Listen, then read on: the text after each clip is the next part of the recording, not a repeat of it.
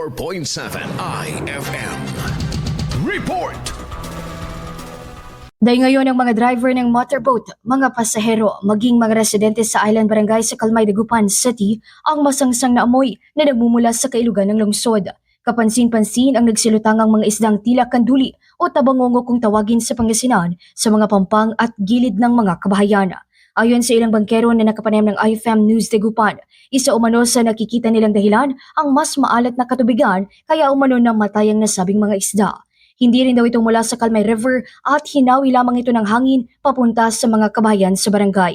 Hiling naman ng mga pasahero ang sana umano ay paglilinis ng mga ito, lalo at hindi biro ang malalanghap na amoy sa paghihintay sa mga pampaserong bangka. Samantala, dagdag ng ilang residente, mas babaho mano ang ilog sakaling mas humupa o bumabaw ang ilog.